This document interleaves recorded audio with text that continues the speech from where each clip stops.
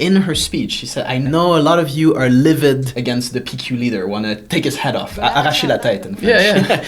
But, we need to show that we're able to have a dialogue. And that's the perspective of the union leaders. And it's not just Quebec, it's a general thing. You have the crisis of capitalism. You have austerity, you have a tax, you have this need to create a business-friendly environment, to cut jobs, to cut wages. We live in a new epoch where the one-sided class struggle of the bosses is becoming more vicious, and the workers want to resist, want to fight back. But the leaders are living in a past where you could have some concessions, you could maybe talk it out, get a few crumbs, and move on. The workers wouldn't be over the moon, but they would get something to get by. That's no longer the case. No, it's just there's more and more backwards. Yeah, there's this contradiction between the needs of the movement, the attacks of the ruling class and their governments, and the meekness of the leaders that say, we want dialogue, we don't want to go too far. This is what is expressed here, because she's talking the talk, talking militant language, reflecting the pressure of the members, obviously, and damping it down, saying, we should be nice with these people, otherwise they won't listen to us. That's a big contradiction that you see in the labor movement all across the country. They lack a compass.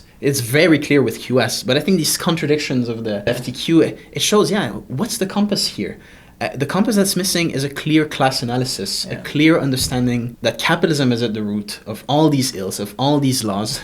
We need a new system. And that we need a new system, exactly. And that's not foreign to the labor movement, least of all in Quebec. In the 60s and 70s, it was mainstream to be a socialist in the labor movement. And not coincidentally, that's when the labor movement made some strides forward. Socialism was discussed openly in the unions. How to build socialism in Quebec? That was just part of the discussion. And this needs to come back on a higher level with a real party that stands unapologetically for this class analysis, this Marxist analysis of the system, and this socialist solution. That's what's desperately missing. And what we are trying to build at the RCP and the Parti communiste révolutionnaire in Quebec, I think that's the way forward. That's what we're trying to do, to build an organization around these ideas.